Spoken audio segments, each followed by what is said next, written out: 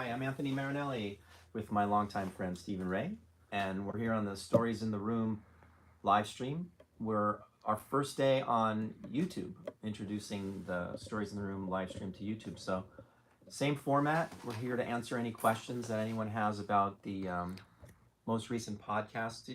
Dante, do you know the most recent one that's out now? Matt Forger, Matt PYT. Forger. Okay. Mr. Forger.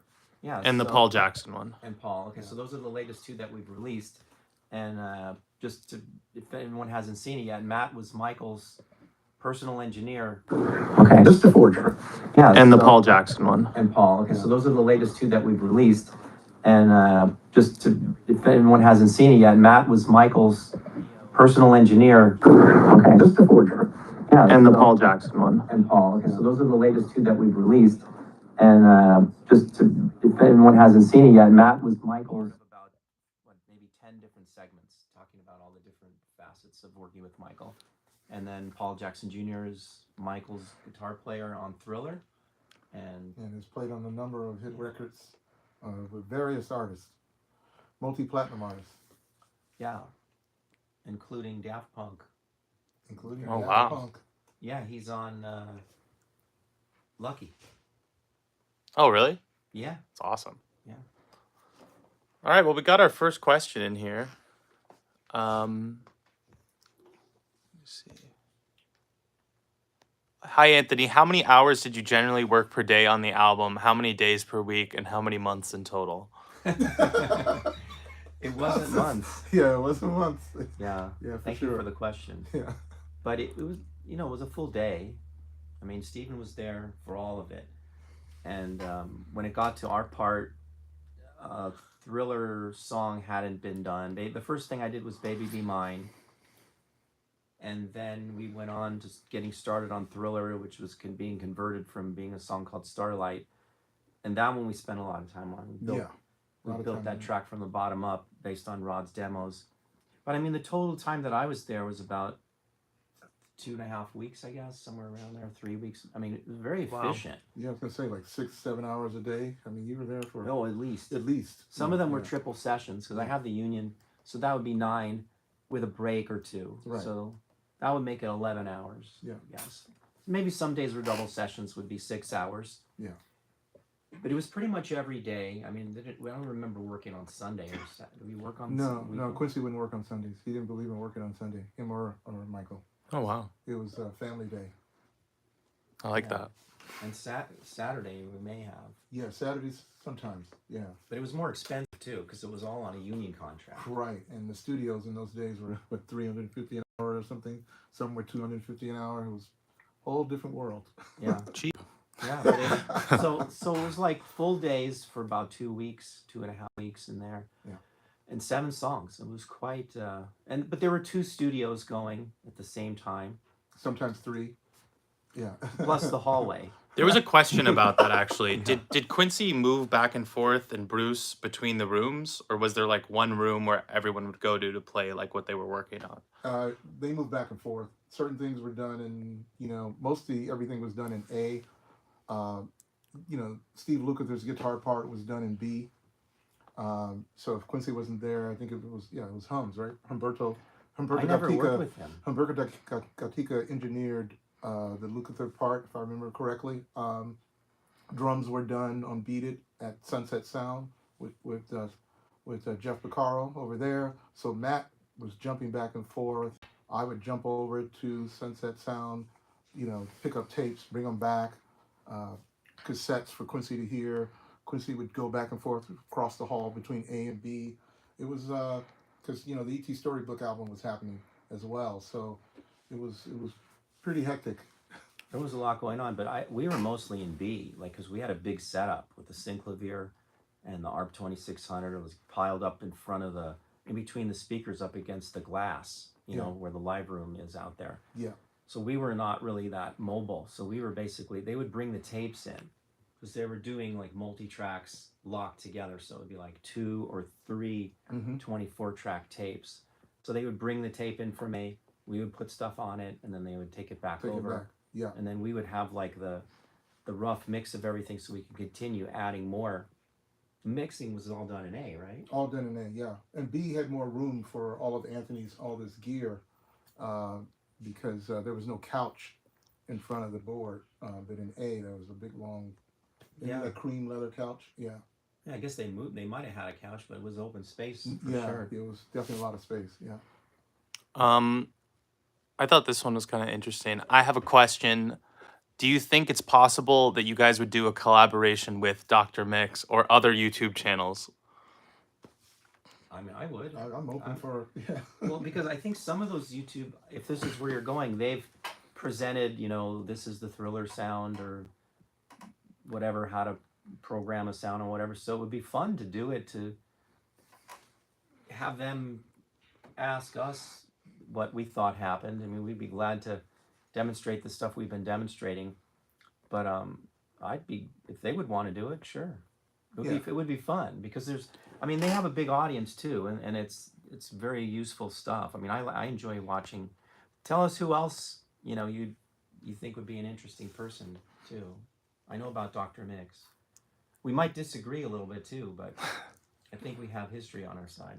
Yeah, I was going to say you're getting this directly from the source. So, you know, when you're getting it directly from the source, that's good, you know. But it would be fun, you know. It would be fun, yeah. I think we're all just trying to, it's aspirational stuff, you know, because it's, it doesn't have to be that sound to be great, but it's like it's a starting point and it worked, and it's a combination of it being on the right song with the right artist at the right time, you know, all this stuff. So true, so true. It'd be great to get that discussion going. I like it. Thank you for that feedback. Okay, Josh says, I'd love to learn more about the making of Baby Be Mine if that was a track you were a part of.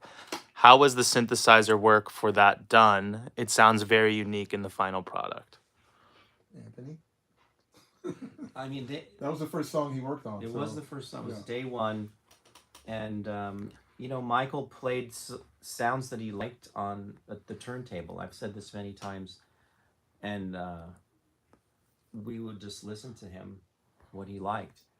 And it was mostly Morris Day and the Time and Prince. Mm-hmm. And I can't remember if there were, what other records that he was like pulling from. But there was a turntable and he would like play a sound or two, and it was usually at the end of the day. And we'd get those sounds, and then Greg Fillinganes was playing everything. And Rod Temperton, I mean, it was his song, right? Yeah, he came over with the demo for that. So he knew the parts he wanted, but the sounds we were pretty free. Or Rod would say, you know, I did this sound on a Jupiter 4 or whatever. And we had every synth in the hallway that we could rent. Either I didn't own this much stuff. I mean, I rented a lot of stuff, or I borrowed it from friends.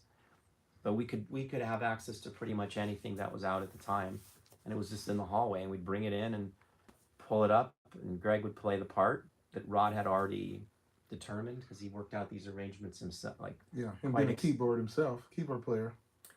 And then he would just have Greg play it with his thing, and I'd be, you know, dialing in the sound.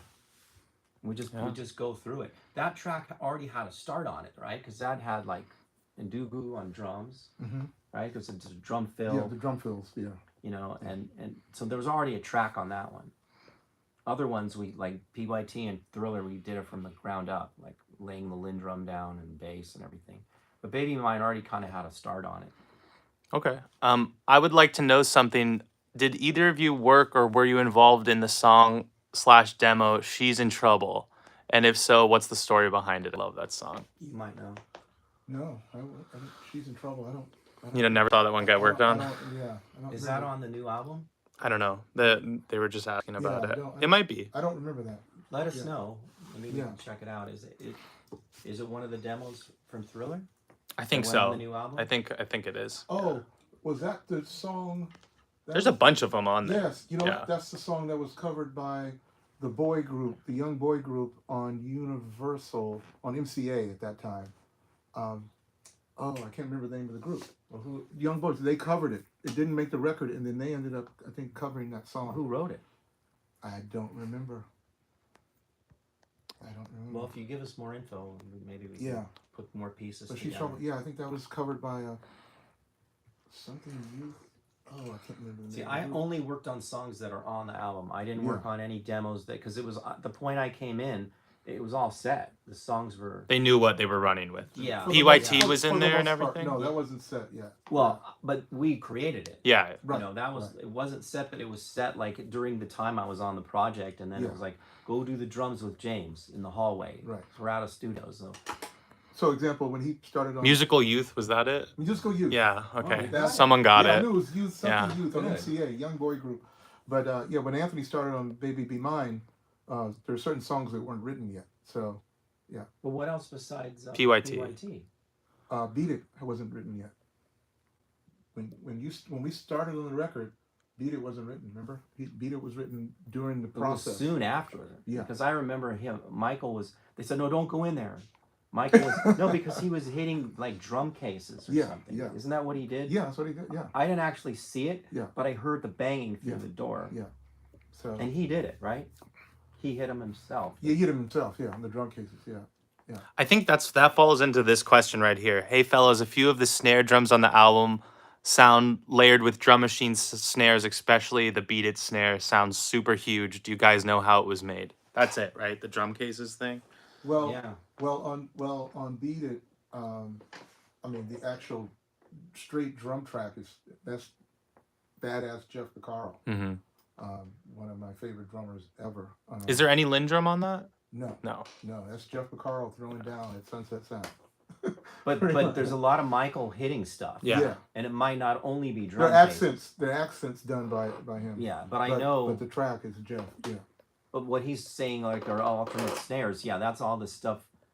You know, and when we say drum cases, the ones that I saw in the hallway, because I didn't actually see him hitting them, but I'm sure they're the same ones. They're those like black. Yeah. Are they those big- fiberglass? What are they actually made of? It's like some kind of hard plastic. I remember Yeah. the really thick plastic drum cases. right. They were really heavy back in the Yeah, day. and they had straps on them. Yeah, exactly. And he was hitting them with, I'm assuming, drumsticks. It's amazing. And they're how- hollow, so it is like a big snare. It's like a giant snare drum. Yeah, it would ring. It was like ying. He might have been hitting them with something else too. So Yeah. break out your drum cases.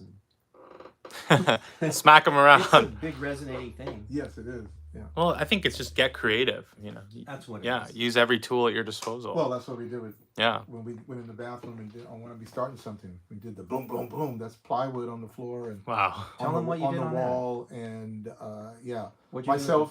myself, Nelson Hayes, and Michael. Michael wanted something. He wanted more rhythmic accents, and we went into literally the bathroom. And Mhm. Bruce and Matt put down these huge pieces of plywood, and that's what you hear in the section. It goes boom, boom, boom. That's us slamming on the, and then we go black, black after that on the wall. So it was fun. We were giggling, and we had to stop laughing because it was really funny that we were in the bathroom doing that. So it was you and Michael? And Nelson, I believe Nelson was with Nelson Hayes. Yeah. And tell them who Nelson is. Nelson was Michael's assistant driver. Great guy. Cool. Do you guys remember any moments talking with each other about the history that was being made During the time. during, like, while you guys were recording the record? No. It was all about what was in front of you. Yeah, it was like Anthony said before. We've talked about this before. Everybody was focused on the task at hand, which was making the best record. And the idea that, like Michael always said, and Quincy would say this as well, was that, you would hear records and they would have, you'd have 10 songs back in those days, 10, 12 songs on the record, 12 the most back then. And then there'd be only 2 or 3 singles. And Michael and Quincy's philosophy was, why can't every song be a hit? So that was the goal. Every song be a single.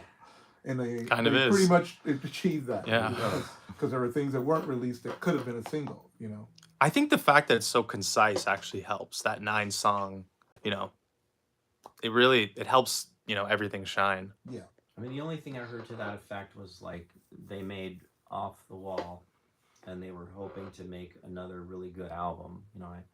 I think I did hear that. Like I heard Quincy say something about or somebody said something to him. I wasn't in the conversation, but I was there about how many units, Off the Wall sold, Yeah. and they were just saying like, yeah, well, we gotta do that. We gotta make a great record.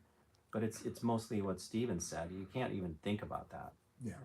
No, those are like conversations that you have, when you're sitting around, just, chatting it up. Well, like now, Yeah.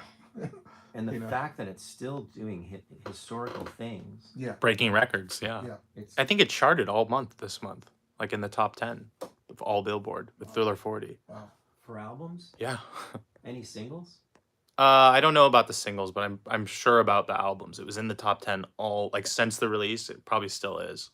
I mean, how many That's albums pretty- is that? And that's- to reiterate, like it ran for a year and a half with its singles runs. Yeah. Like the album came out, it's like most people would put another album out by then, but it Yeah. was still cranking out singles and music videos for a year and a half. Yeah. The only other record I could think of that even came close, 2 other records, was the Eagles' Greatest Hits and Fleetwood Mac's, record with Dreams on it. That stays in that space of, top 50, top 40, top 20 in terms of sales.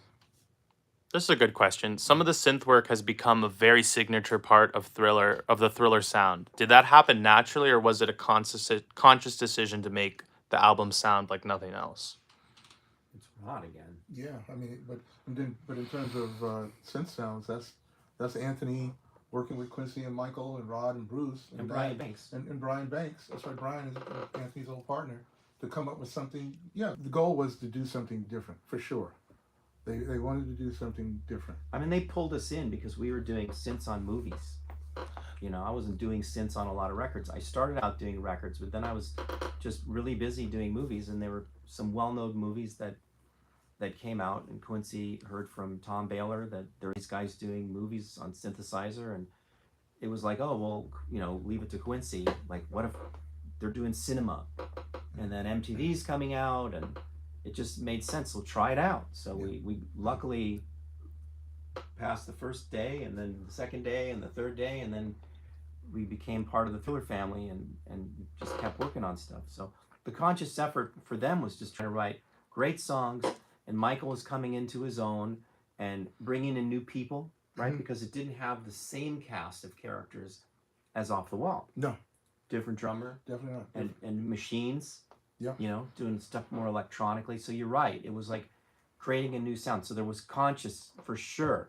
Big Yeah. decision too to have such a hit album and then just toss the rhythm out. Yeah, different drummer, different guitar players. The constant on that is Louis Johnson, the great Louis Johnson bass player, And Greg, and Greg. Yeah, right? Because he's just continued on Those instead of were just the- playing the keyboards. Yeah. He's playing the bass part. so and Greg had such a long history with Michael and Quincy, so it made sense. And I the s- technology. I saw this question earlier. Where did the musicians come from? Did Quincy decide to pull in his musicians? Did Michael? Did Rod? Quincy, It was all Quincy's team. Quincy. None of Rod's team. No, Rod came from the UK by himself with the songs, and it's Quincy. That was the team, right? It was Yeah. Quincy, Rod, Bruce, and Michael. Yeah, that was it. That's That's the the- power Yeah. group of people. And so Rod, like Bruce didn't really have a team. He had Matt Yeah. and Westlake, and Rod didn't really have a team. It was like No. that was the team, and Quincy was the leader. He was the guru. He was the everything, and Quincy knew and knows everybody. Everybody. So there's nobody you're gonna ask besides Quincy. Exactly. It's He knows everybody. like that's like Vincent Price and Yeah. whoever Van Yeah. Halen. He just calls them up and Yeah. there you go. Get an idea. Well, if you want it to happen, Yeah. you He's the call guy. Quincy. He's the guy. Yeah.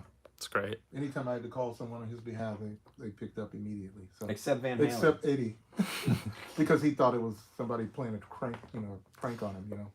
Well, I heard a couple stories about Michael calling musicians and them thinking that it was a prank, that it wasn't actually Michael. No. No? I don't. Yeah, I don't. Never Michael I saw an called me. interview with Lukather where he said that, or when he got the call from Michael. Well, he might have. He might Yeah. have, yeah. And what did he do? Hang up? Yeah, he hung up. He thought it was a prank. I guess guitarists. The guitar. Because he players asked hang him up. if he'd come in and play a song with him and Paul McCartney, and he was like, "No way." Oh, that was like the call. Yeah. It's a famous interview. It's pretty Yeah. big. That's funny. Strange question, but is the Synclovir II Anthony has in his studio FM only, or does it have all of the extra goodies, polysampling, sample to disc, etc.? You mean the one he has now? FM only. It's FM only. The Synclovir II. Well, yeah. The reason I demoed on that one is because we didn't bring the sampler to the Thriller session, and there was sampling available, but it was just monophonic 50K sampling on a 5 megabyte. Okay, let's 5 not meg. saying gigabyte. Yeah, to put it in perspective. Hard drive that was very fragile. You had to put it in the front seat, pet it, and it was like it cost 20 grand, that drive. Yeah. Wow. Big For box. 5 megs. For 5 For meg, 5 megs. and it had a needle, like it looked like a turntable inside, you know, and it had like a hermetically sealed cover. So we didn't bring it to the Thriller session. We really asked to do sampling. So it was purely FM, but we made FM sounds on the spot, you know. Yeah. Wow. It was so sensitive, that thing. You had to be really careful with it. I remember that. Just the drive, but the other part of it was right, and we had the special box. It was the what do they call it? The institutional. It wasn't like the Anvil case, Synclovir. It was like a white institutional. It looked a little more, looked a little nicer. Even more. Oh, Yeah, cool. I can see it now. Yeah. Yeah, the cream colored. Boy, that's a flashback. Was there any Prophet 5 used on the album, and if so, what Yes. tracks? Absolutely. Maybe be mine. Was it Right that there. one? That one. That's the one. Right there. If you can see it. Yeah. I get it. Yeah, you can see it. Yeah. The famous Prophet 5. Yeah, and I think like the opening was on this Jupiter 8 Mm-hmm. and the Prophet 5 and the Synclovir. That da da da da. Yeah. Was on those instruments stacked. That I was gonna say that was layered. Yeah. And we demo that. We have an in-studio demo, like, and the Synclovir is a layer too. It's got that brassy FM. It adds to it, but then the filtered stuff where you would close the filter is on these. But we ran the Synclovir, and we demoed this too. You can see it. We ran the Synclovir into the VCF on a Roland System 100M. So we were able to filter the digital waveform because the Synclovir didn't have any filters. Oh, that's right. They had no filters. Yeah, so we get like a super bright FM nasally thing and throw the filters. It had like these switches in the back, but they were just on or off. You know, that you could have like super high end hash, Yeah, no. like almost like really a lot of aliasing. So I would just let them all go through. So the initial impact had this like garble. That's why I'm laughing, because I remember. Yeah, and then filter it down. Yeah. You know, and then it's a great sound. So FM through filters. Bruce Swedien has talked a lot about recording everything in stereo. Was that the case for Thriller? Yes. He did do a lot of stereo. Yeah, he did a lot of stereo. Yeah. That's why, and he could, like no one else could, because you didn't really have 24 tracks because you had a SMPTE track, Mm-hmm. then a space track, Right. you know, so then he would have like whatever it was, 22 on each machine, He was so brilliant. 44, and they tried to do 66. Matt could answer that better if he Yeah, actually yeah. got up to 66 tracks. Yeah, there's some questions in here I think Matt would definitely be able to answer in terms of like reamping the synths and stuff. We never reamped this. No, I No. was gonna say that didn't happen. And Did I they can do it in tell the you- mix? No. No. Never reamped them, and he recorded everything pretty much straight, dry, everything. Yeah. Like we Which went is through very that. smart, you know. That's just how he did it through the Yeah. Harrison, Right. and no special. I mean, there are special preamps because they're in the Harrison board, but he didn't print with compression. All the synths are just straight up, and then he would EQ it in the mix, Right. and have 3 reverbs or something total. Yeah. So just think about that. There wasn't like a plug-in chain on every track. Yeah. No, and just think about the fact that there's no automation on the Harrison board either. It's very simple. No automation. No automation. Yeah. And just putting like a caution signs in Right. front of everything. Don't touch this. Yeah. And, like at night, Yeah. taking photo, Well, Polaroid, Matt would every night before we left, he would take a Polaroid of no cell phone. just go down and just Polaroid photos. Yeah. And then to remember all this, it'd say somebody bumped the settings. Yeah. So I saw a couple questions about this. I was gonna address it all at once. Were you guys a part of the Thriller 4D documentary at all? Can we say? Yes, we can, because it's been screened. It's being screened in Europe. Okay, cool. It's being screened in Europe, so it should be coming this way soon. Yes, we are. Nice. Fun. Let me see. You guys have any more Michael questions?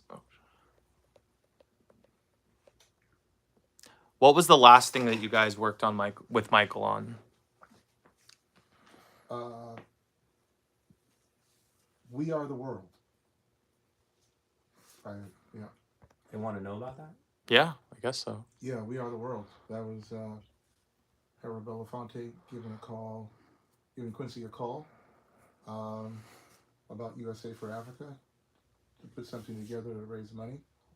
And Quincy brought Michael and put Michael together with Lionel Richie and pretty much and then started gathering talent. And that was a very interesting process because, of course, all the biggest talent in the world wanted to be on a part of it, but the goal was to raise money through the avenue of a hit song. And he knew that Michael and Lionel would write that hit song, and they did. And it was a very special night after the American Music Awards because so many of the artists were in town, and where everyone gathered at A&M Studios, now the Jim Henson Studio. Oh, wow. But it was a special evening, special night. We've kind of gone over this in some of our other live streams, but this is a whole new audience. I've heard Quincy and Michael say that there are over 200 songs for Thriller, and then they had to whittle them down. The question is, are there any songs that didn't make the cut that you wish were fully produced? No. On Thriller? On Thriller? Like, could the question be if there's a 10th song? I guess so, Because yeah. then we want to kick a song out. What if there's a 10th? I would like to have heard Behind the Mask. Yeah. I like that song. Yeah, I think Michael's I like that vocals. song. I heard Yeah. Michael's vocal on that.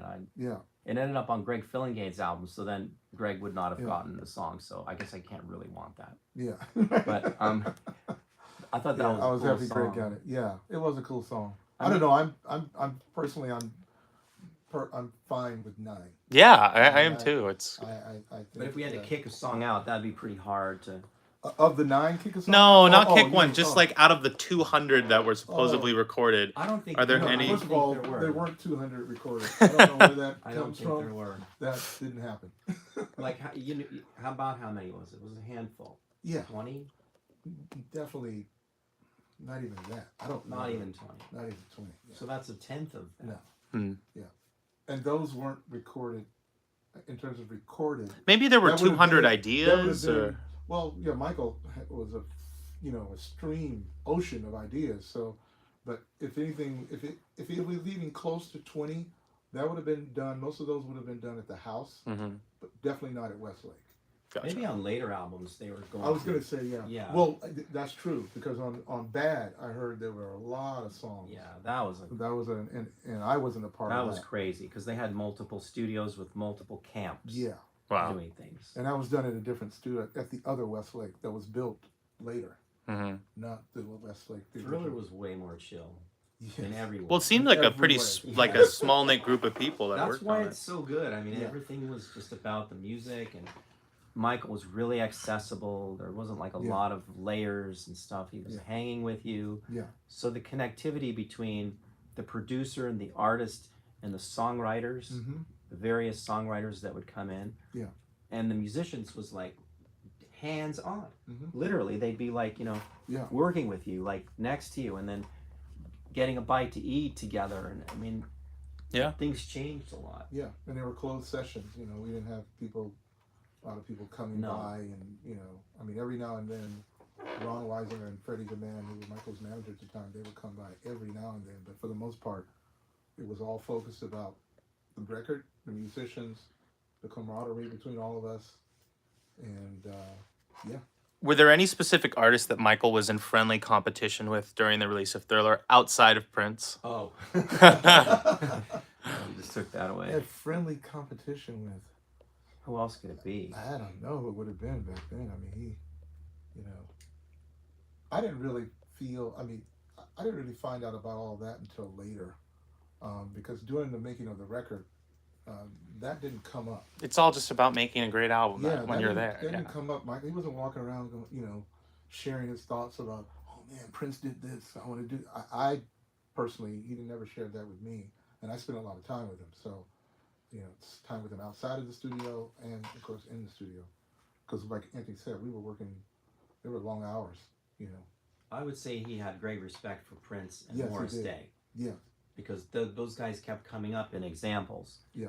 But it was like his own thing. It was just like, I like this sound. I like what this, because it's easier to illustrate when you get into like sounds and stuff like that. Because you can just use words, but if you can illustrate something, then immediately I would know. Mm-hmm. But then it would all have to get formulated to fit Michael's song, Mm-hmm. you know, and what he was doing. Yeah. And Prince, you know, of course, produced both his records and The Time. So, but he altered the sound of The Time just enough that they had their own sound. But it was all Prince. Was Hot Street the 10th song on the album? Because someone said that it was on the final master and they had to cut it because it wouldn't fit on the second side of the LP. Like it was going to be the 10th song? Like it was going to be the 10th song, yeah. I don't remember. Did you ever hear that? No. Like going in and... I don't remember that. Hot Street? Don't remember that. No? Mm-mm. No? That means that they had the 9 when they brought you guys in and they were like focused on it. I mean, I didn't know about those other songs at the time. I just remember these are the songs we're finishing. But Steven goes way earlier, you know, he would know. Mm-hmm. Yeah. But I mean, at one point, I guess they just cut loose the demos, right? They just, and they left an opening for PYT and I guess Human Nature, right? Because that kind of came in. Yeah. Because they were still hunting for something that was like, well, what was the model for that? There was the model. Oh, for Human Nature? Yeah. Yeah. Well, he wanted something that was, well, you know, like on the Off the Wall album, Stevie Wonder wrote "I Can't Help It," and I love that song. That was a great song, and I don't know. I'm speculating here, but what I remember, I should say, what I'm trying to maybe remember is that it was close to that feeling of something more smoother and engaging, and you know, when you would look at the record in terms of demographics, age, that's a song that covers the older audience, and Quincy's philosophy was 2 records per household. You know, the kids don't want to share the record with their parents and vice versa. And when you achieve that, a lot of artists have never achieved that. Mm-hmm. You know, so But it was like a medium, vibey, Yeah. atmospheric message type of thing. right, And Beat It came in later because it was like My Sharona was a giant hit, right? giant hit, and they So it was wanted like that. Yeah. something rock, a little bit rocking, and Yeah. so you can hear a little bit of Mhm. the genre type. Yeah. It's like an archetype for the songs. Those were the later entries, and PYT was the latest entry. Yeah. Because they wanted like a party. Party, funky, like really more Yeah. classic R&B. What was Kind the of a first vibe. single? The Girl Is Mine. The Girl Is Mine? A lot of people forget that. Yeah. They think it's Billie Jean, but it's actually The Girl Is Mine. And it because it was like that kind of climb Mhm. the album. Mm-hmm. You know. Energy, he's right. Energy-wise, it was just... Yeah, it's just like Billie Jean was like the extra Yeah, rocket fuel. That's something I still rock in the headphones. I mean, it's just unbelievable. But all the way to Thriller was like the conclusion of the whole thing. Yeah. The title track and then A year later. blowing up MTV and Yeah. you know, filmmaking. Yeah. Cinematic, to Anthony's point, you know, with Quincy bringing him and Brian in, the whole album has such a cinematic sound, and no record before that had that. No. Well, because you got Michael too that could be an actor in Yes. videos. Like Yes. he could sing and dance. Yeah. And just the way, you know, And- the way and act. his vocal performance is so dramatic. It was like acting, like watching him sing. Yeah. Right? Oh, So, very much so. Adam D asks, this was the last question to come in. Did you guys witness Michael record his amazing vocal harmonies? And if so, do you remember his process and how he would go about achieving them? This is your lucky day. Yes, most vocals were done at night. If my memory's correct, which I think it is. Most of them were done at night, and a lot of singers do that because their vocal cords are warmed up. Michael was a student of all things vocal and other things, but especially vocally. He knew exactly what he wanted to do harmonically, in terms of layering and how he would layer in terms of texture and breathy, vibrato, straight. I mean, he was he was a brilliant with that. And, you know, Rod had worked out those parts voicing wise. The harmonies. Quite a few of them, and then Michael would add his touch to it or do exactly what Rod had worked out, but it was always Michael adding his flavor. And from years and years and years and years and years, you got to remember, and this is a guy who started when he was a kid, when he was 6, so 5, 6, so he was well versed in singing.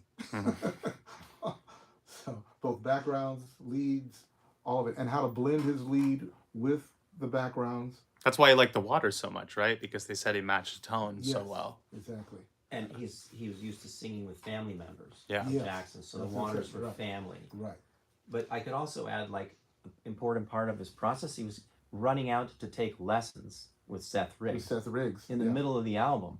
Yeah. So it's like, imagine that. Who does that? Yeah.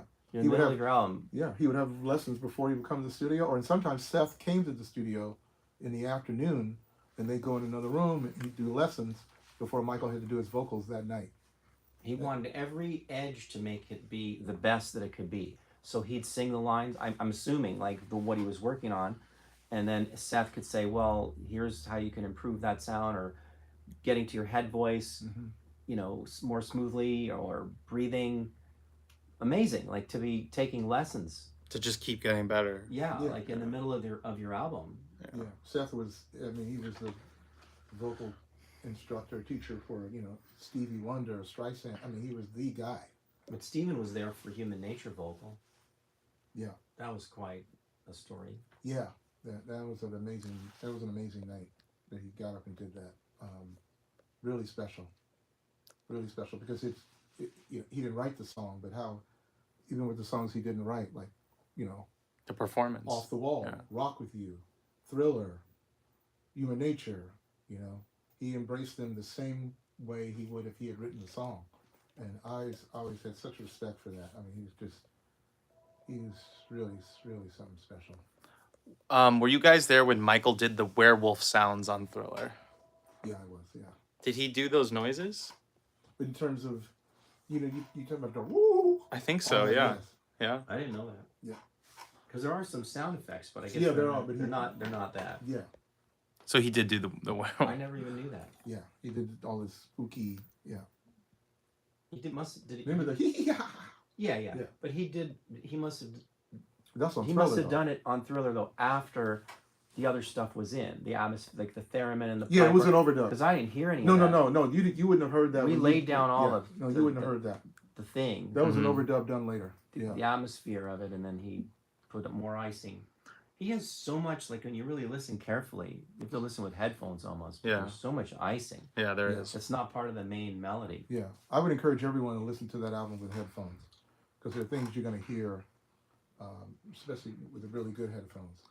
But don't hurt your ears. Yeah, don't hurt your ears. Did Michael mention his music video concepts for Thriller or the atmosphere of the song that was being worked on? I don't. Did he ever mention any music video concepts in the studio? No. Well, I could say only to this extent, and in regard to Thriller specifically, because those things like adding the pipe organ and the theremin and the sound effects and Vincent Price was building, right, from a disco song. So there was visual thinking going on. Mm-hmm. Now, I don't even know if they thought, like, because it was like a year and a half, and it was at least probably a year before they even could get the go-ahead, the green light to have it be a music video. So maybe they didn't even think it could ever be a music video. Mhm. So that was a big sell to Yeah. get that to be a music video. The label wasn't like going to say, hey, we need a Halloween novelty song to be a, but it wasn't that. But that's how the labels Yeah. were going to look at stuff. Yeah, Because it hadn't been done before. yeah, Not that type of thing. So I think in their minds, they were going there. They were going there visually. And it was just like so much inertia building up in them that they had to sell it on the label. But it wasn't enough, I don't think, where we'd be talking about it like as a video, no. but we were talking about it as a visual song. Well, Rod, 100%. yeah, well, that's Rod. That's Rod Temperton had.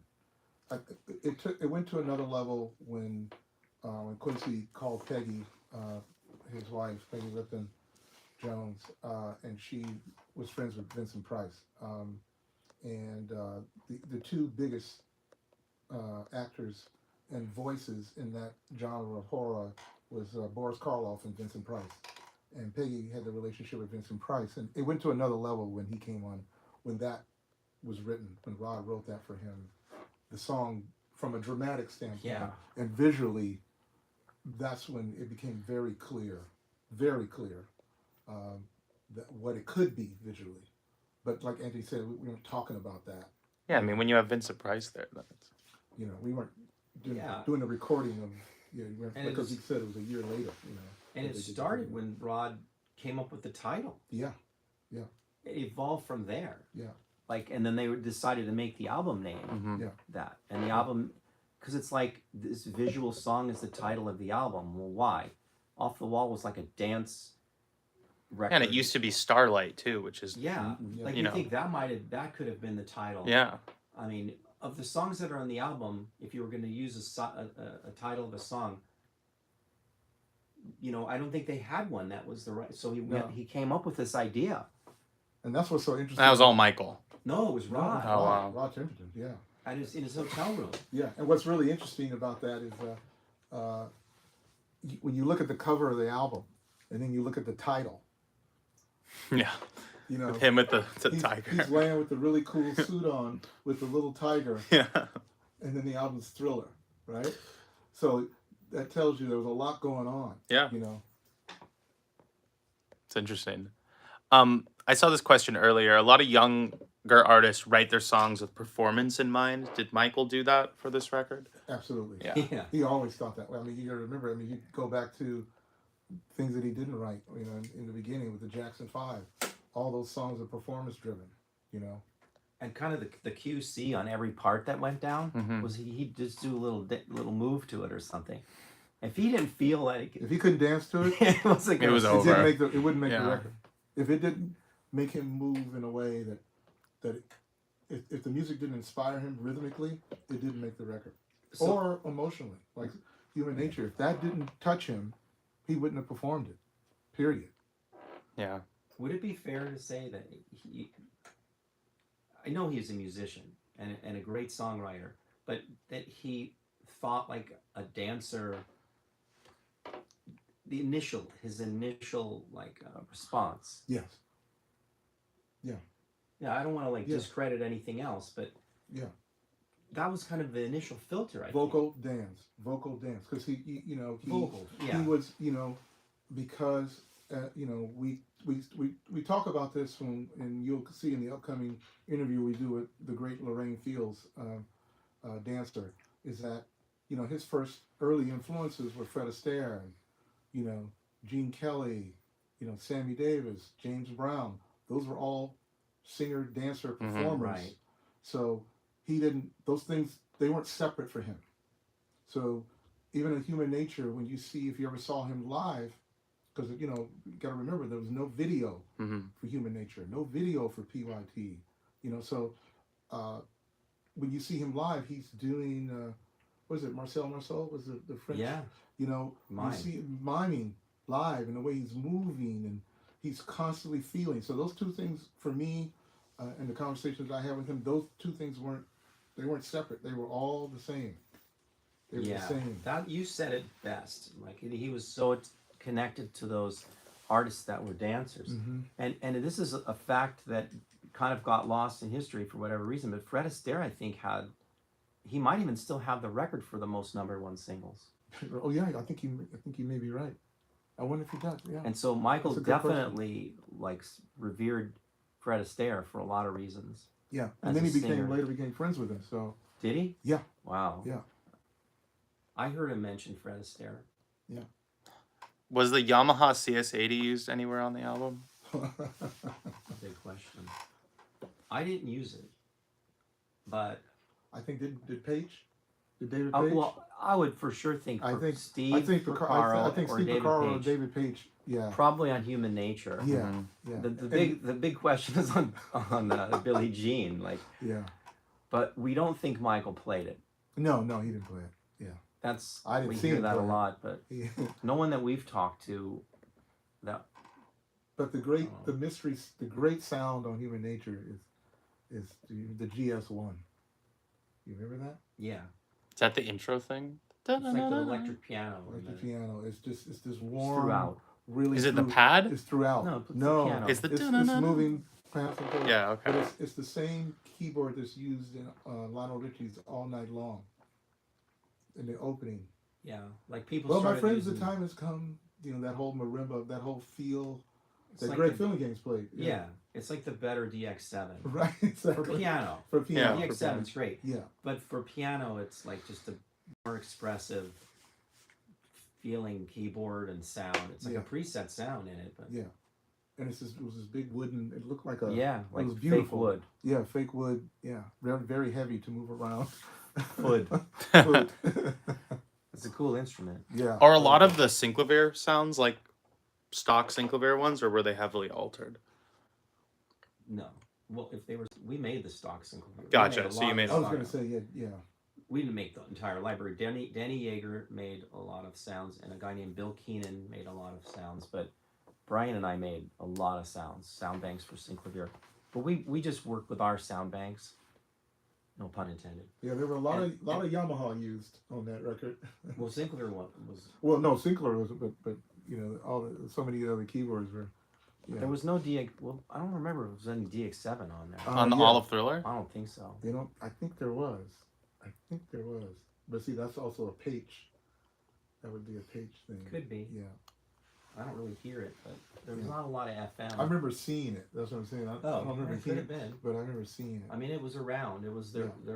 There weren't a ton of them. You know, But then they just like we used one on Blue Thunder in 1981. It was like the only one that we got from this guy named Bo Tomlin. oh, Bo, wow. He was That's the a name from the product past. rep for Yamaha, Yeah, and then he yeah. started doing jobs as a session musician. But he came in and as the product specialist and brought it to us, and we used it.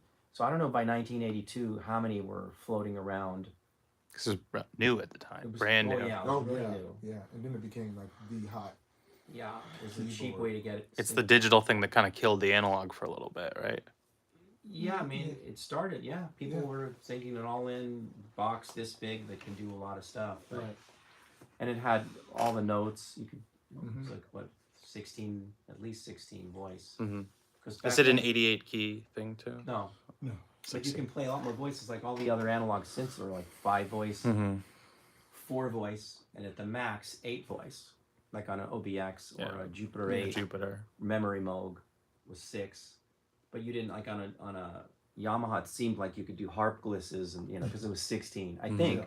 No, you're Correct right. me if I'm wrong. It No, might you're have right. been It is, 32. yeah. But No, I you're think right. it's 16. I think it was 16 back. Yeah. I saw this question about Goosebumps. Quincy talked about getting Goosebumps a lot in the studio. Were there any moments that were Goosebumps moments for you guys while you were recording Thriller? Yeah, quite a few. I got Goosebumps first on Billie Jean. Paul, the guitar part, the great David Williams, Leon and Dugu Chancellor, both of them, rest in peace. Yeah, I got Goosebumps from tracks, Lay Down My Musicians, and of course Michael's vocal. I got Goosebumps on the background parts on Billie Jean before he laid the lead vocal. I mean, there's so many When songs. he sang in your ear. Yeah. Before it was. Yeah, he sang the song in my ear before it was laid, and I was just, first of all, I couldn't believe as a little kid from Oklahoma that I was standing next to Michael Jackson at his house and him singing it in my ear. But that's a whole other thing. Beatboxing. Yes, and of course, Human Nature is the, Baby Be Mine. That vocal is really Lady in My Life. I remember those nights very clearly. When he goes into that, when Quincy asked him to beg for her love, and he goes into that Teddy Pendergrass mode, I would like to say, and the end at the tag out of Lady in My Life. Another great, Rod Temperton, just brilliant. If I had to count the Goosebumps, it would probably be, it would have been every day.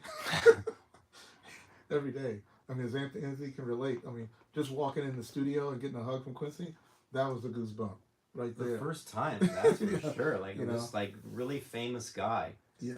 you show up and you don't know what to expect, and the guy hugs you. We were kids. I mean, I was 21, and Anthony was a couple of years older, and we were all like, Anthony and Michael are the same age, right?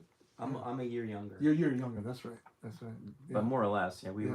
were the youngest. But Anthony and I were the youngest in the room, so can you imagine how we felt? It was amazing. And we knew each other before that, but we hadn't seen each other. The playbacks would give me goosebumps until I couldn't handle the sheer pressure level. It was too loud. But when it would first they'd turn it up, and they're Westlake. Mhm. So Glenn Those Phoenix, monitors. Oh, Glenn boy. Phoenix designed Westlake to be a speaker showroom. Wow. Yes. So that studio was designed to show off the So speakers. what's in there? ATCs or like? No, Westlake. Oh, Westlake. Oh, Westlake. okay. Glenn Phoenix. Gotcha. Their own Best setup. Like, I want to build the best speaker in the world, and they were a showroom for speakers, and then it started to become a studio because people thought it sounded so good. Mm. Yeah. So when they turn it up, it was like, and you're hearing like just the bass and drums only of Billie Jean, Oh my God. with the Yeah. Synclav doubling Louis Johnson, Yeah. whatever that odd thing that happened with that. The resonance and the frequencies in their overtones. I was going to try to think of that word with real drums. Yeah. That was ridiculous. Mhm. That's what I'm saying. That was Just that yeah. before anything else would come in. Right. Right. I remember that, Yeah. and then that hearing starting something, with all the yeah, Yeah. and all the Yeah. parts popping in and out. Yeah. And just his vocal was so intense on starting something. I'm glad you mentioned that. Yeah, so intense. Don't have a baby if you can't feed your baby. Don't think maybe. You know what I mean? He was just so Yeah, like On. and watching him do that 100%. was like, so when later when I went to go see him live on that tour, the Bad tour, because there was no Thriller tour, and but he performed certain songs from the record on the Bad tour, and seeing him do it live at the mic in the studio was, if not more or dramatic, or just as dramatic as seeing him live, because that's how he moved when he was doing his vocals. So And being a Lynn drummer for the PYT session, because there was no drummer, and I was playing just pushing the button on the Lynn drum with the Dr. click. You just got to program it, and yeah. Well, I had programmed it in the hallway the day before, but when I came back the next day, they were just doing takes live, so the Lynn drum wasn't printed. Mhm. it was just Oh, it just wasn't boom, Yeah, and I then was run like it. doing it live. Yeah. Yeah. And they would just roll a new piece of tape, and then they would do another take, and then we might just change a little thing. So the Lindrum was just sitting there overnight with the PYT sitting on it. Yeah, I didn't put it on it because I really sucked at putting, they had a cassette that you could save. Yeah. I never saved. You just anything. let it sit until they I'm were ready to terrible. record it. I Yeah. would always recreate everything, Yeah. because You all did. these synths, there's no memory anyway. Mm. So I don't really save sounds on anything, Jupiter 8 or OBX. I mean, if there's something. Would you write them down like on a chart? Not really. Not really. I don't remember doing that. I used to, when I was learning them, I would always do that. Like I Mhm. really studied it. But now if I hear a sound, I can just break it down. Yeah. Pitch, timbre, duration, amplitude, oscillators, filters, VCAs, envelope generators, and you just sort of piece it together. But doing that was kind of ridiculous because I never had done anything like it, and I'm watching these guys play, and I'm looking around the room, and I see Louis Johnson and Greg Fillinganes and Paul Jackson Jr. and Michael Jackson and Bruce Swedien and Quincy Jones, Right. and all I'm doing is pushing a button. And it was out. There was so much gear. He literally, he's not exaggerating. It was out in the hallway, Yeah. in this narrow hallway. But it was such an underwhelming thing that I was doing. But it was like right. playing this, starting, because it was new back then. Yeah. To do that, you have to put it in Context. context. Yeah. Yeah. What was your initial reaction to seeing Michael perform Billie Jean at Motown 25? It was. I can't even describe. It was. I mean, going back to Goosebumps, it was beyond Goosebumps. And Barry Gordy had asked him to do it. He initially was hesitant, and I know he had a conversation with Quincy, and I know Quincy encouraged him to do it. And it changed everything, And I know he had been working with the other great dancer Jeffrey Daniels, who was in the group Shalimar, but started out as a Soul Train dancer. And Jeffrey was a really talented, still very talented dancer. So that's, working on that moonwalk changed everything. No one had seen anyone do that on that stage. That was the first time. It had been done with Jeffrey and others at parties and things like that, but on that stage, for him to do it, changed the whole everything. Interesting. Well, I think we have time for maybe one or two more questions. If you guys have any last thoughts, I can look through and see some. Were there any Oberheim synths used on the album? OBX. Yeah, OBX? Yeah. That was a really popular one at the time. Yeah. Is that the Jimmy Jam Terry Lewis synth? No, he used the Eight? OBXA. XA. That's his favorite. Yeah.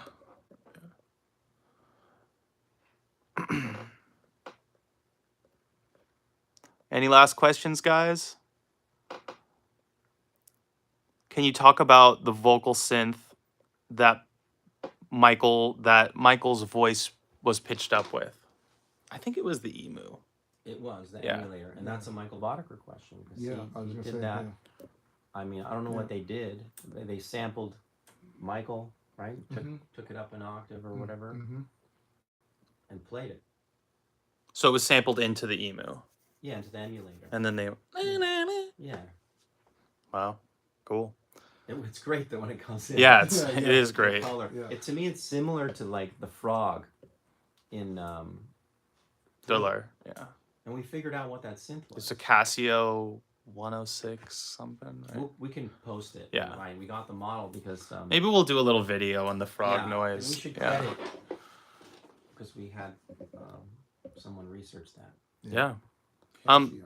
Someone was asking about the bass used on PYT. Do you have any idea? The bass sound is a question for you.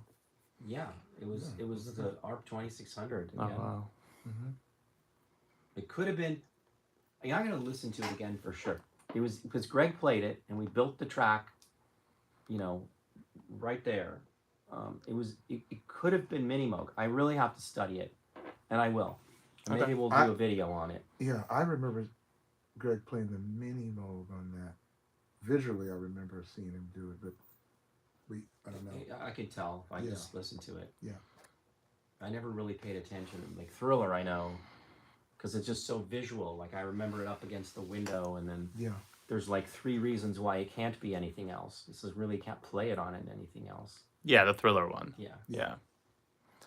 All right, guys. I think this is a good place to leave it for today. You guys have any last statements?